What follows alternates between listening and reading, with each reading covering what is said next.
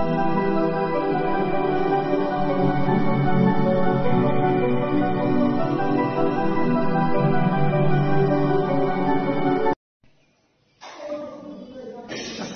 warahmatullahi wabarakatuh. Nahmaduhu wa nusalli ala rasulihil karim.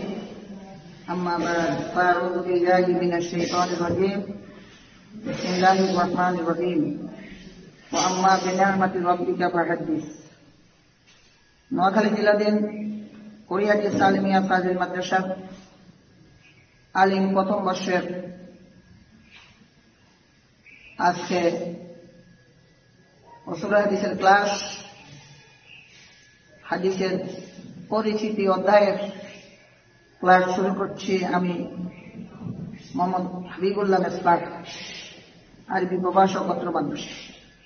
প্রিয় শিক্ষার্থীরা, অত্যন্ত মনোযোগ সহকারে তোমরা ক্লাসটা দেখবা এবং এই বিষয়ের উপরে বিস্তারিত জ্ঞান নেওয়ার চেষ্টা করবা।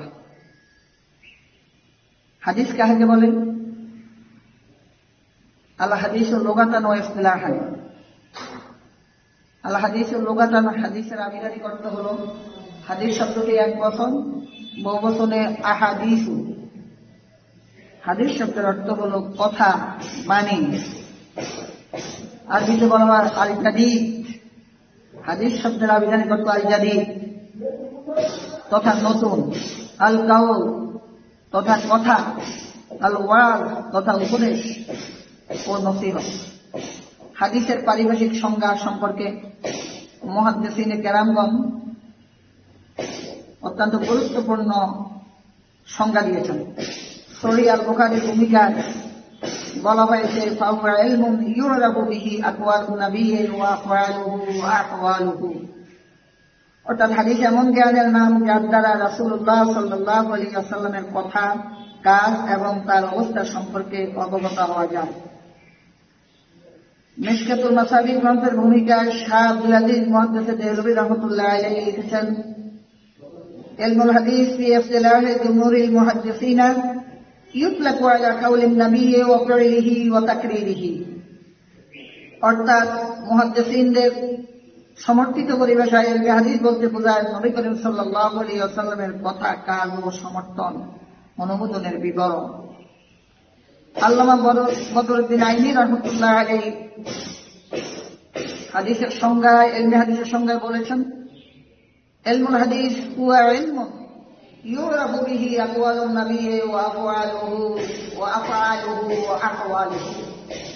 অর্থাৎ ইলমে হাদিস এমন বিশেষ জ্ঞান যার সাহায্যে নবী করিম সাল্লাল্লাহু আলাইহি ওয়াসাল্লামের কথা, কাজ ও অবস্থা সম্পর্কে জানা যায়। রাসূলের কথা বলতে বোঝায় হুয়াল কালামুল আরবি, তার আরবি ভাষার উচ্চারিত কথা। তাহলে আমরা বুঝতে পারলাম রাসূলুল্লাহ সাল্লাল্লাহু আলাইহি ওয়াসাল্লামের যেসব কথা, কাজ অথবা কর্ম ও কাজের অনুমোদন এবং সমর্থন বিশ্বস্ত ও নির্ভরযোগ্য সূত্রে প্রমাণিত, ইসলামী পরিভাষায় তাই হাদিস নামে পরিচিত। আরেকটি কথা হলো, এখন কথা হলো হাদিস, সুন্নত, আসার এগুলি সম্পর্কে পার্থক্য। এরপরে আমরা ইনশাআল্লাহ আলোচনা করব হাদিস, সুন্নত, আসার ইত্যাদির এবং হাদিস কুদসির মধ্যে পার্থক্য। হাদিস শব্দটি এক বচন, বহু বচনে আহাদিস। সুন্নত, হাদিস শব্দের অর্থ হল উপদেশ, ঘটনা, কথা। সুন্নত শব্দটি এক বচন, বহু বচনে সুনানো, অর্থ হল পথ ও পদ্ধতি।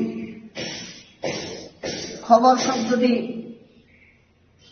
এসএম, এক বচন, বহু বচনে আকবারুন, অর্থ আল-নাবাউ তথা সংবাদ। আসার শব্দটি এসএম, এর আবিধানিক অর্থ আল আলামাতু তথা চিহ্ন, নিদর্শন ইত্যাদি। আল হাদিসুল কুদসি এর অর্থ হল পবিত্র সত্তার বাণী তথা মহান আল্লাহ তাআলার বাণী। সুতরাং দেখা যাচ্ছে আবিধানিক দিক থেকে ফার্সি শব্দের মধ্যে যথার্থ পার্থক্য রয়েছে।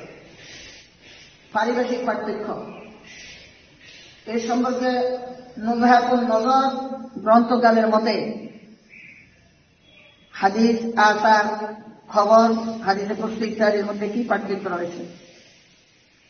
নুজহাতুন নজর গ্রন্থকালের মধ্যে আল হাদিসু মা জাআ আনিন নবী সাল্লাল্লাহু আলাইহি ওয়াসাল্লাম ওয়াল আসারু মা জাআ আনিস সাহাবী ওয়াত তাবিঈ ওয়াল খবরু হুয়া মা জাআ মিন গায়রিহিমা ওয়াল হাদিসুল কুদসি মা ইয়ারবিহি নবী সাল্লাল্লাহু আলাইহি ওয়াসাল্লাম আনিল্লাহি তাবারাকা ওয়া তাআলা। অর্থাৎ নবী করিম সাল্লাল্লাহু আলাইহি ওয়াসাল্লাম থেকে যা এসেছে তা হাদিস, সাহাবী ও তাবিঈগণ থেকে যা এসেছে তা আসার, সাহাবী ও তাবিঈগণ ব্যতীত অন্যদের থেকে যা এসেছে তা খবর। আর হাদিসে কুদসি হলো মহানবী সাল্লাল্লাহু আলাইহি ওয়াসাল্লামের বাণী হতে যা বর্ণনা করেন তাই হলো হাদিসে কুদসি। হাদিসে কুদসি সম্পর্কে রাসূলুল্লাহ সাল্লাল্লাহু আলাইহি ওয়াসাল্লাম বিভিন্ন হাদিসের মধ্যে বর্ণনা করেছেন। যে হাদিসটি রাসূলের জবানে বর্ণনা করেছেন, হাদিসের মধ্যে রাসূল ক্বাল আল্লাহু তাআলা দিয়ে হাদিসটা বর্ণনা করেছেন। হাদিসে কুদসির শব্দ রাসূলুল্লাহ সাল্লাল্লাহু আলাইহি ওয়াসাল্লামের পক্ষ থেকে এসেছে, কিন্তু তার মানার অর্থ আল্লাহ পাকের পক্ষ থেকে এসেছে। কোরআনের শব্দ এবং অর্থ উভয়টাই আল্লাহ পাকের পক্ষ থেকে এসেছে। আর হাদিসে কুদসি রাসূলের ভাষায় রাসূল বর্ণনা করেছেন ক্বাল আল্লাহু তাআলা দিয়ে। যেমন রাসূল বলেছেন ক্বালা রাসূলুল্লাহ সাল্লাল্লাহু আলাইহি ওয়াসাল্লাম ক্বাল আল্লাহু তাআলা সাওলি ওয়া আনা আজজি বিহি। এবার আমরা হাদিস, সুন্নাত, আসারের মধ্যে আমরা কতগুলা পার্থক্য জানতে পারি। এর মধ্যে আরো কতগুলা পার্থক্য রয়েছে যা বিস্তারিত বর্ণনা করা এই অংশের মধ্যে সম্ভব হয়ে উঠবে না। তারপর আমি সংক্ষেপে কিছু আলোচনা করছি। রাসূল সাল্লাল্লাহু আলাইহি ওয়াসাল্লামের কথা, কাজ এবং মৌন সম্মতিকে হাদিস বলে। আর সুন্নতের পারিভাষিক অর্থ হলো, সুন্নতের পারিভাষিক সংজ্ঞা হলো মুহাদ্দিসিনগণদের পরিভাষায় সুন্নত হলো যার বাক্য বিন্যাস ভিন্ন রূপ হলে অর্থ ভাব অভিন্ন। মুহাদ্দিসিনে কেরাম বলেন সুন্নত বলা হয় রাসূলুল্লাহ সাল্লাল্লাহু আলাইহি ওয়াসাল্লামের সকল কথা, কর্ম, মৌন সম্মতি, চারিত্রিক গুণাবলী, আচরণ প্রকৃতিকে সুন্নত বলে, তা নবুয়তের পূর্বে হোক বা পরে হোক। এক কথা রাসূলুল্লাহ সাল্লাল্লাহু আলাইহি ওয়াসাল্লামের পুরা জীবন পদ্ধতি হলো সুন্নতের অন্তর্ভুক্ত। আল্লামা শাতিবী সুন্নতের তিনটি অর্থ করেছেন। এক নম্বর, দ্বীনে অনুমোদিত প্রচলিত বিষয়ের নাম যার বিপরীত শব্দ বেদাত, সুন্নতের বিপরীত শব্দ বেদাত। দুই, রাসূলুল্লাহ সাল্লাল্লাহু আলাইহি ওয়াসাল্লামের কথা ও কাজ। তিন, ওইসব বিধিবিধান যার উপর সাহাবীগণ আমল করেছেন তাকে সুন্নত বলা হয়।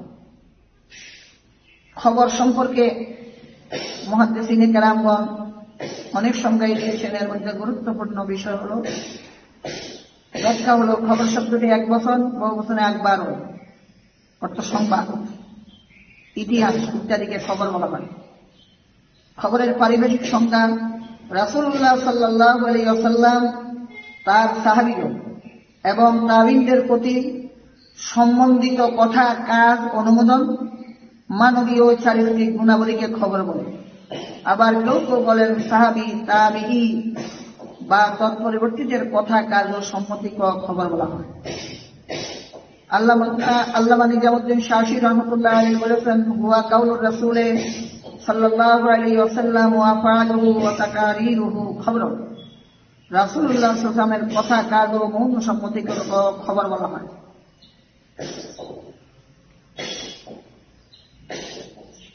আসার শব্দটি বহু বচন। এক বচন হল আসর। আসার শব্দের অর্থ হল আল মানকুলু আনিস সাবিকিন। আসারের পারিভাষিক সংজ্ঞা হল সাহাবী এবং তাবিঈনদের কথা, কাজ ও অনুমোদনকে আসার বলা হয়। ইমাম মুহাম্মদ রাহমাতুল্লাহ আলাইহি এই ধরনের হাদিস সম্মিলিত তার লিখিত গ্রন্থকে কিতাবুল আসার নামকরণ করেছেন। অনেকে আসার বলতে সাহাবী, তাবিঈ ও তাবিঈদের কথা ও আচরণকে বুঝিয়েছেন। শায়েখ আল্লামা আলবানী রাহমাতুল্লাহ আলাইহি আসারকে উত্তম বলেছেন, এই সংজ্ঞাটাকে উত্তম সংজ্ঞা বলেছেন আসার। আবার কেউ কেউ সাহাবী ও তাবিঈদের বাণী ও কর্মকে আসার, রাসূলুল্লাহ সাল্লাল্লাহু আলাইহি ওয়াসাল্লামের বাণী, কর্ম, অনুমোদনকে হাদিস বলে বর্ণনা করেছে। কারো কারো মতে সাহাবীদের কথা, কাজ ও অনুমোদনকে আসার ও তাবিঈ ও তাবিঈদের কথা, কাজ ও সমর্থনকে ফতোয়া বলা হয়েছে। তাহলে আমরা এই অংশের মধ্যে হাদিস, খবর, আসার, সুন্নাত ইত্যাদির মধ্যে পার্থক্য জানতে পারলাম ইনশাআল্লাহ। সনদ অনুসারে হাদিসের প্রকারভেদ। সনদ অনুযায়ী হাদিস প্রথমত দু প্রকার। এক নম্বর আল মুতাওয়াতির, দুই নম্বর আল আহাদি। মুতাওয়াতির শব্দটির আবিধানিক অর্থ হল মুতাওয়াতির সিগা ওয়াল মুযাক্কার বহস ইসমে ফাইল। এটা তাওয়াতুর মাযহাব থেকে উৎপরিত। মুতাওয়াতিরের আবিধানিক অর্থ হল আত-তাআতুব তথা ধারাবাহিকতা। পারিভাষিক অর্থ হল হাফেজ ইবনে হাজার আসকালানী রাহমাতুল্লাহ আলাইহি মুতাওয়াতিরের সংজ্ঞায় বলেছেন যে হাদিসের বর্ণনাকারী প্রত্যেক যুগে অসংখ্য হবে, যা নির্দিষ্টভাবে বর্ণনা করা সম্ভব নয়। এই হাদিসকে হাদিসে মুতাওয়াতির বলে। মুতাওয়াতির যত হাদিস রয়েছে এর মধ্যে অত্যন্ত পরিচিত গুরুত্বপূর্ণ হাদিস হল ক্বালা রাসূলুল্লাহ সাল্লাল্লাহু আলাইহি ওয়াসাল্লাম মান কাযাবা আলাইয়া মুতাআম্মিদান ফালিয়াতাবাওয়া মাকআদাহু মিনান নার। আহাদ শব্দটি বহু বচন, প্রথমে আহাদ অর্থ এক ও অভিন্ন। আহাদের পারিভাষিক সংজ্ঞা জুমহুর আলেমগণের মতে আহাদ বলা হয় এমন হাদিসকে যে হাদিস বর্ণনাকারীদের সংখ্যা হাদিসে মুতাওয়াতিরের চেয়ে কম, অর্থাৎ যে হাদিসে মুতাওয়াতির হাদিসের শর্তাবলী পাওয়া যায় না তাকে হাদিসে আহাদ বলে। আহাদ হাদিস আবার তিন প্রকার।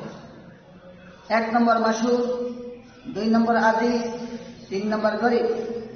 এখানে আমরা জানতে পারলাম, শিখতে পারলাম হাদিসে আহাদ তিন প্রকার: মাশহুর, আজিজ ও গরীব। আল মাশহুর লুগাতান, মাশহুরের আবিধানিক অর্থ। মাশহুর শব্দটি সিগা ওয়াল মুযাক্কার বহস ইসমে মাফউল। এর আবিধানিক অর্থ আল যাহির তথা প্রকাশিত, আল মারুফ তথা পরিচিত, প্রসিদ্ধ, বিখ্যাত, খ্যাত। মাশহুরের বিভিন্ন আবিধানিক অর্থ রয়েছে। মাশহুরের পারিভাষিক সংজ্ঞা হল মুফতি আমিনুল হাসান রাহমাতুল্লাহ আলাইহি বলেন, ইন কানা লাহু তুরুকুন মাহসুরাতুন বিআকসারা মিন ইসনাইনি ওয়ালাম তাবলুগুল মুতাওয়াতির। অর্থাৎ যে হাদিসের বর্ণনাকারীর সংখ্যা দুইয়ের অধিক তবে তা মুতাওয়াতিরের পর্যায়ে পৌঁছেনি তাকে মাশহুর হাদিস বলে। আজিজ শব্দের আবিধানিক অর্থ হল, আজিজ শব্দটি সিফতে মুশাব্বাহ সিগা। শব্দটি বাবে গরবা, বাবে সামিয়া দুইটা বাবের অন্তর্ভুক্ত। আবিধানিক অর্থ হল নদর অথবা কাল্লা তথা কম বা দুর্লভ। দুই, কাবিউন ও ইস্তাদা তথা মজবুত ও শক্তিশালী হওয়া। পারিভাষিক সংজ্ঞা, আজিজের পারিভাষিক সংজ্ঞা সম্পর্কে ডক্টর মোহাম্মদ কোহান বলেন, হুয়া আল্লাহ ইয়াকুলু রাওয়াতুহু আন ইসনাইনি ফি জামিই তাবাকাতিস সনদ। অর্থাৎ আজিজ ওইসব আহাদ হাদিসকে বলা হয় যার রাবীর সংখ্যা কোন স্তরে দুইয়ের কম হয়নি, যার রাবীর সংখ্যা কমপক্ষে দুজন, প্রত্যেক স্তরে কমপক্ষে দুইজন। আর দুইজনের কম হলে আর সেটা আজিজ থাকবে না, সেটা গারিব হয়ে যাবে। তৃতীয়, তিন নম্বর গরীব শব্দটি সিফতে মুশাব্বাহ সিগা। গরীবের আবিধানিক অর্থ হল আল মুনফারিদ তথা একাকী, আল মুনফারিদ তথা একাকী, আল বারিদু আন আকারিবিহি তথা নিকটতমদের থেকে দূরে অবস্থান করে। অপরিচিত, দুষ্প্রাপ্য, বিস্ময়কর গরিবের বিভিন্ন আবেদনে করতে হয়েছে। গরিবের পারিবারিক সংঘাত সম্পর্কে মিজানুল আকবর খনাতা মুফতি আমিনুল ইহসান রাহমাতুল্লাহ আলাইহি বলেন, ফাইজা ইনফারাদার রাবি বিল হাদিসে ফাহুয়া গারিবুন। অর্থাৎ যখন কোন হাদিসের বর্ণনাকারী একজন হয় তাকে গরিব হাদিস হয়। ইবনে হাজার আসকালানী রাহমাতুল্লাহ আলাইহি বলেন, আল গারিবু হুয়া মা ইয়ানফারদু বিরাওয়ায়াতিহি শাখসুন ওয়াহিদুন ফি আই মাওদাই। অর্থাৎ গরিব ওই হাদিসকে বলে যে হাদিসের বর্ণনাকারী যে কোনো স্তরে শুধু একজন থাকে। এরপরে আমরা ইনশাআল্লাহ বর্ণনা করব হাদিসে মারফু, হাদিসে মাওকুফ, হাদিসে মাকতু সম্পর্কে। মতন অনুসারে হাদিসের প্রকারভেদ। মতন অনুসারে হাদিস তিন প্রকার: হাদিসে কাউলি, হাদিসে ফি'লি, হাদিসে তাকরিরি। হাদিসে কাউলি এমন হাদিসকে বলে রাসূলুল্লাহ সাল্লাল্লাহু আলাইহি ওয়াসাল্লাম, সাহাবায়ে কেরাম ও তাবিঈনগণের পবিত্র মুখ নিঃসৃত বাণীকে হাদিসে কাউলি বলা হয়। হাদিসে ফি'লি মহানবী সাল্লাল্লাহু আলাইহি ওয়াসাল্লাম স্বয়ং রাসূল হিসেবে যে সকল কর্ম সম্পাদন করেছেন এবং কোন সাহাবী তা বর্ণনা করেছেন, অথবা কোন সাহাবী ও তাবী কোন কাজ করেছেন, তাকে হাদিসে ফি'লি বা কর্মসূচক হাদিস বলা হয়। হাদিসে তাকরিরি সাহাবীগণ নবী করিম সাল্লাল্লাহু আলাইহি ওয়াসাল্লামের সামনে শরীয়ত সম্পর্কিত যে কথা বলেছেন, যে কাজ করেছেন, রাসূলুল্লাহ সাল্লাল্লাহু আলাইহি ওয়াসাল্লাম তার কোনো প্রতিবাদ করেননি, বরং রাসূল নীরব ছিলেন, মৌন সম্মতি জ্ঞাপন করেছেন। তদ্রুপ সাহাবী ও তাবিঈনগণের যাতে মৌন সম্মতি প্রদান করেছেন তাকেও হাদিসে তাকরিরি বলা হয়। আজকে অধ্যায়ে আমরা হাদিসের মৌলিক কিছু কথা জানলাম হাদিসের উপরে, হাদিসের সংজ্ঞা, হাদিসের প্রকারভেদ এবং হাদিস, খবর, আসার, সুন্নাহ ইত্যাদির মধ্যে পার্থক্য ইনশাআল্লাহ জানতে পারলাম। আগের ক্লাসে ইনশাআল্লাহ আলেম প্রথম বর্ষের ছাত্রছাত্রী শিক্ষার্থীদের জন্য আমাদের বাকি ক্লাস চলবে উসুল হাদিসের উপর। ওমা তাওফীক ইল্লা বিল্লাহ। আসসালামু আলাইকুম।